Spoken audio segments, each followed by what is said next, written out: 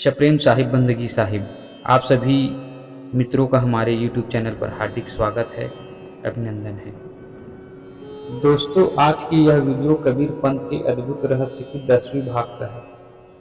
आज की इस 10वीं भाग की वीडियो में हम सुनेंगे कबीर पंथ के वंश गुरु की महिमा। कबीर पंथ के वंश गुरुओं की क्या क्या महिमा है, आज की इस वीडियो में हम जानेंगे और सुनेंगे। तो चलिए दोस्तों, आज की यह वीडियो हम शुरू करते हैं। शप्रेम साहिब बंदगी साहिब। सदगुरु कबीर साहब के आदेशानुसार धनी धर्मदास जी साहब अपनी अंतिम समाधि लेने के लिए जब जगन्नाथपुरी उड़ीसा पहुंचे, तब उनके जीवन काल मात्र 13 ही दिन शेष बचे हुए थे। 13 दिन पूर्ण होने के पश्चात विक्रम संवत 1569 के फागुन मास की पूर्णिमा दिन शुक्रवार के तीसरे पहर पर धनी धर्मदास जी साहब ने समाधि में पौड़ गए।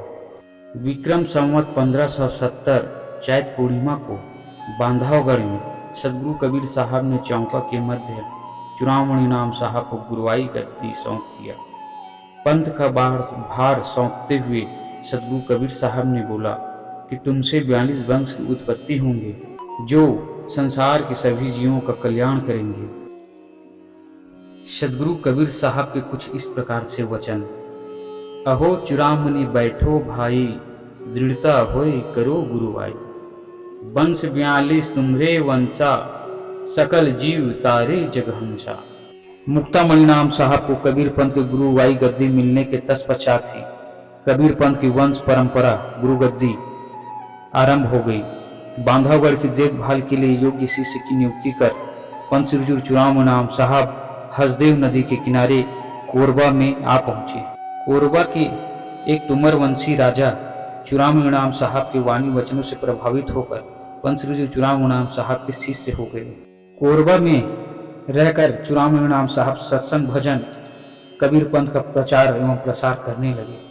कुछ दिन रहने के बाद वहां से चूड़ामणि नाम साहब कुधुरमाल आ गए और कुधुरमाल में ही रहकर चूड़ामणि नाम साहब कबीर पंथ का प्रचार एवं प्रसार करने लगे और अंततः चूड़ामणि नाम साहब कुधुरमाल में ही रहकर कबीर पंथ का लगातार प्रचार एवं प्रसार करते रहे।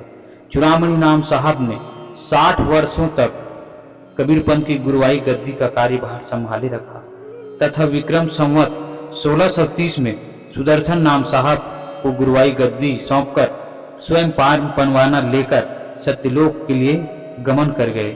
सुदर्शन नाम साहब को कबीर पंथ के गुरुवाई गद्दी विक्रम संवत 1630 में मिली। पंथ श्री चूड़ामणि नाम साहब से कबीर पंथ की गुरु गद्दी मिलने के बाद सुदर्शन नाम साहब कुधुरमाल में ही रहकर कबीर पंथ का प्रचार एवं प्रसार करने लगे।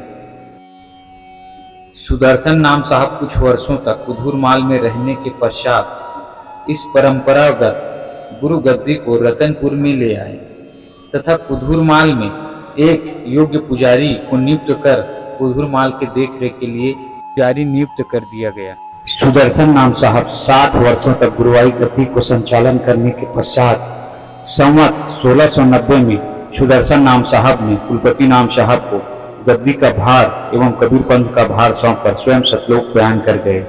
सुदर्शन नाम साहब जी की समाधि रतनपुर बिलासपुर के समीप में स्थित है, जो आज भी कबीर पंथियों के लिए आस्था का बहुत बड़ा केंद्र बना हुआ है। सुदर्शन नाम साहब ने सतलोक जाने से पहले कबीर पंथ की गुरुवाई गद्दी का भार पंथ श्री कुलपति नाम साहब को विक्रम संवत 1590 में सौंप दी गई थी। कुलपति नाम साहब कुछ समय पश्चात ही गुरु गद्दी को रतनपुर से पुनः कुधुरमाल ले गए। 60 वर्ष की अवधि तक कुलपति नाम साहब ने इस गुरु गद्दी पर विराजमान रहने के पश्चात संवत 1750 में प्रमोद गुरु बालापीर को कबीर पंथ की गुरुवाई गद्दी की भार सौंप दी गई थी। प्रमोद गुरु साहब को कबीर पंथ की गुरुवाई गद्दी होने के पश्चात ही प्रमोद गुरु साहब के अनेक चमत्कारीपूर्ण घटनाओं का उल्लेख मिलता है। कहा जाता है कि एक बार प्रमोद गुरु साहब पंथ प्रचार करते हुए विक्रम संवत 1765 में जमात सहित दिल्ली पहुंचे हुए थे। तब मुगल बादशाह बहादुर शाह उनसे बहुत प्रभावित हुए थे। बादशाह को आपने बाल रूप में दर्शन दिए, तब आपको उन्होंने बाला पीर नाम से पुकारा।